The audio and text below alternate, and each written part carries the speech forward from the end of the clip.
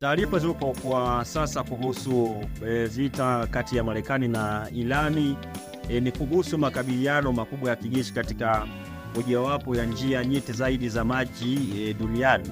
Mgongano mkubwa wa vikosi vya Marekani dhidi ya walinzi wa mapinduzi wa Irani karibu na kisiwa cha Kerch na mlango bahari wa Hormuz. Na hii sio uvumi. Kamandi kuu ya Marekani, yani US Central Command, imethibitisha jambo hili kwenye Fox News. Sasa endelea kuwa nami kwa sababu kile kinachoendelea sasa kina uwezo wa kubadilisha kabisa eneo hili la Mashariki ya Kati. Ngoja nikuelezee kila maendeleo moja baada ya nyingine. Mapema leo vikosi vya Marekani vilishambulia na kuharibu vyombo vya maji vya majini vya IRGC katika mlango wa Hormuz. Idadi ya walinzi wa mapinduzi waliweza kuuawa katika mashambulizi haya, na Irani haikuweza kukaa kimya, bali iliweza kujibu, ambapo jeshi la majini la IRGC limeanzisha mashambulizi kamili ya kujibu makombora ya cruise na droni. Mawimbi ya mashambulizi yalielekezwa moja kwa moja kwa manowari za Marekani zinazofanya kazi katika mlango bahari wa Hormuz. Na huu sio moto wa mashambulizi yasiyo ya moja kwa moja. Hii sio risasi ya onya, lakini ni vita ambayo inaendelea. IRGC inalenga meli za kivita za Marekani hivi sasa kwa makombora ya cruise ya kupambana na meli na drone za kujitoa muhanga, yani suicide drone zilizobeba vichwa vya milipuko vyenye nguvu kubwa. Wakati huo pia moto unawaka katika kisiwa cha Kerch, kituo kikuu cha Irani cha kusafirisha mafuta nje ya nchi. Karibu mafuta yote ambayo yanatoka au yanauzwa nje ya Irani hupitia katika hiki kisiwa. Kwa hiyo hiki kisiwa ndio moyo wa uchumi wa taifa la Irani. Takriban saa moja iliyopita droni kadhaa za Marekani zinazoaminika kuwa ni MQ Nile Reaper ziligunguliwa karibu na bandari Abbas, bandari ambayo ipo kwenye mzingiro wa jeshi la maji la Marekani. Droni hizo zilikuwa zikifuatilia maeneo ya kurusha makombora ya Irani yaliyokuwa yakilenga meli za kivita za Marekani ambapo Irani iliweza kuzidungua, lakini takriban droni 4 kwa mujibu wa taarifa zinazoendelea kwa sasa. Na msemaji wa CENTCOM alisema vikosi vya Marekani vilifanya mashambulizi ya kujilinda kusini mwa Irani leo kwa ajili ya kuweza kuwalinda wanajeshi wake dhidi ya vitisho vinavyotokana na vikosi vya Irani. Malengo yalijumulisha maeneo ya kurushia makombora na boti za Irani zilizokuwa zikijaribu kuweka mabomu ya baharini. Kamandi kuu ya Marekani inaendelea kulinda vikosi vyake huku ikionya kujizuia wakati wa usitishaji wa mapigano. Na hii ni nukuu kutoka kwa msemaji wa CENTCOM. Sasa CENTCOM inasema kuwa mashambulizi ambayo waliyafanya mashambulizi ya kujilinda. Sasa unaweza kaona wewe mwenyewe kwamba Marekani na Irani ziko kwenye umbali wa kiasi gani, na Marekani anaposema kwamba anafanya mashambulizi ya kujilinda ni kitu ambacho wakiingia akilini, kwa sababu hiki ambacho nakifanya ni kwamba pengine Irani angekuwa amefanya haya mashambulizi, angesema kuwa anafanya mashambulizi ambayo ya kujilinda. Lakini ukiangalia mahali Marekani ilipo na Irani ipo karibu umbali wa kilomita 11,000 kutoka Marekani. Sasa Marekani amesafiri kutoka hizo kilomita 11,000 kwenda kushambulia Irani, huku akidai kuwa ni mashambulizi ya kujilinda, kitu ambacho sio cha kweli. Kwa hiyo ni uchokozi ambao bado unaendelea, na kuhusu makubaliano ambayo pengine yanasemwa bado kwa mazingira na kuendelea ni kuwa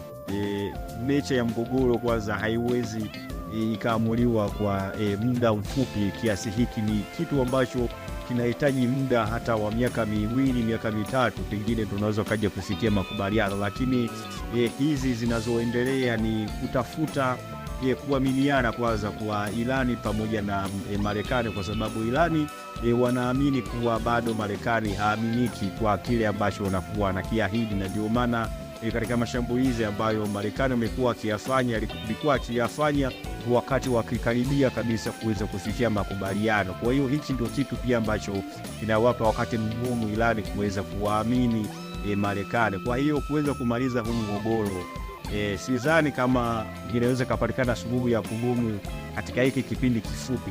Ni swala ambalo linahitaji pia muda kwa ajili ya kuweza kuja kupata ile suluhu ya kudumu. Sasa hatimaye Rais Trump amedai kwamba nchi za Kiislamu lazima zisaini makubaliano ya Abraham Accord, zikitambua Israeli kama sehemu ya makubaliano ya amani kati ya Iran na Marekani. Rais Trump amesema wazi kwamba kutakuwa na makubaliano au kutakuwa na vita.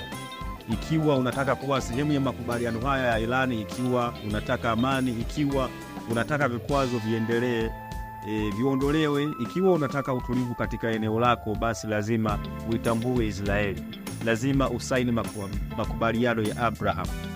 Saudi Arabia na Qatar waanze kwanza, Trump alisema, na kila mwingine afuate. Pasipoti ya Pakistani hadi leo ina taarifa iliyochapishwa inayosema pasipoti hii ni halali kwa nchi zote duniani isipokuwa Israeli. Msimamo rasmi wa Pakistani daima umekuwa wazi kabisa, hakuna kuitambua Israeli mpaka Palestina ipate taifa huru kulingana na mipaka ya mwaka 1967, huku Jerusalem ikiwa mji mkuu wake. Mnamo mwaka 2020, wakati wa urais wa kwanza wa Trump, Marekani ilisimamia mfululizo wa makubaliano makubwa kati ya Israeli na baadhi ya mataifa ya Kiarabu. UAE na Bahrain zilitambua Israeli na kuanzisha mahusiano kamili ya kidiplomasia. Morocco pamoja na Sudani pia ziliweza kufuata mara baada ya Bahrain na UAE kuweza kusaini makubaliano haya ambayo yana kuhusisha mataifa ya Kiarabu kuweza kuitambua Israeli. Lakini katika hayo makubaliano hakuna kipengele ambacho kinahitaja Palestina. Ni kwamba Palestina inakuwa inatumika kama chambo kwa ajili ya Waarabu kuweza kujinufaisha.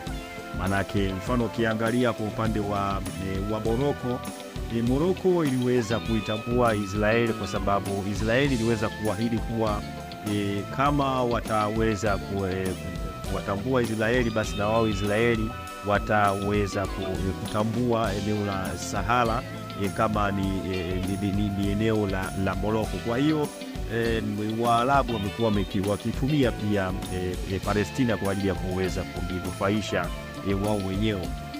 Sasa makubaliano hayo yaliitwa Abraham Accord kwa kurejea Nabii Ibrahim, ambaye anachukuliwa kuwa babu wa pamoja katika Uyahudi, Kristo pamoja na Uislamu. Kwa hiyo haya manake kwa sababu wote tunatoka sehemu moja, tunatoka kwenye uzao moja, na ndio maana wanatumia Abraham Accord kwa sababu dini zote manake zimetokana na uzao wa Ibrahim.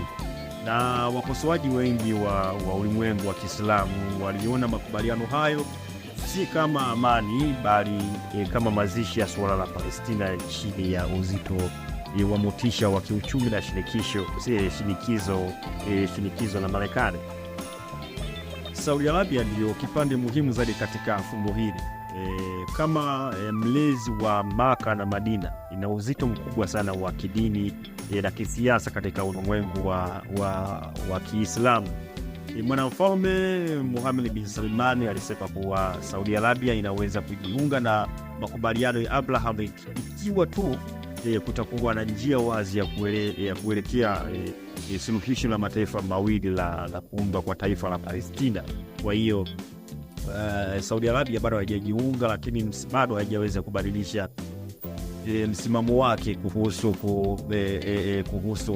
ile solution ya two state solution, kuwepo kwa mataifa ya mawili, yani Palestina pamoja na Israeli. Lakini Qatar nayo imesema kwamba suala la Palestina lazima liwe kiini cha makubaliano yoyote ya kuanzisha mahusiano ya kawaida na Israeli. Qatar pia ina nafasi muhimu kama mpatanishi katika mazungumzo ya Gaza. Tunafahamu kuwa nadhani ilikuwa ni 2020 ile kama sio 2025 ambapo Israeli iliweza kulipua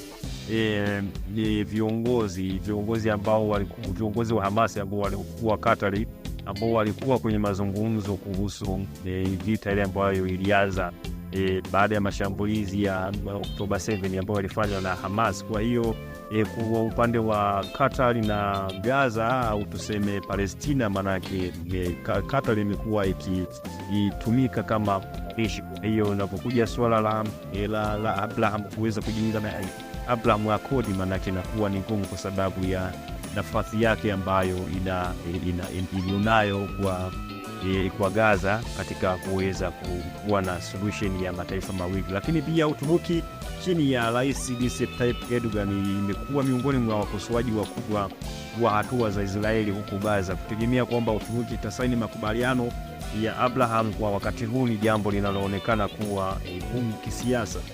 Pakistani haijawahi kutambua Israeli tangu ilipopata uhuru mwaka 1947. Kujitolea kwa Pakistani kwa suala la Palestina ni sehemu ya utambulisho wake wa kitaifa na sera yake ya amani, sera yake ya mambo ya nje. Usikose kunifuatilia kwa taarifa na uchambuzi wa masuala mbalimbali ya kisiasa, yani geopolitics. Mimi ni Haruni Yakapara, tukutane kwa wakati mwingine, nikutakie siku njema na majukumu mema. Asante.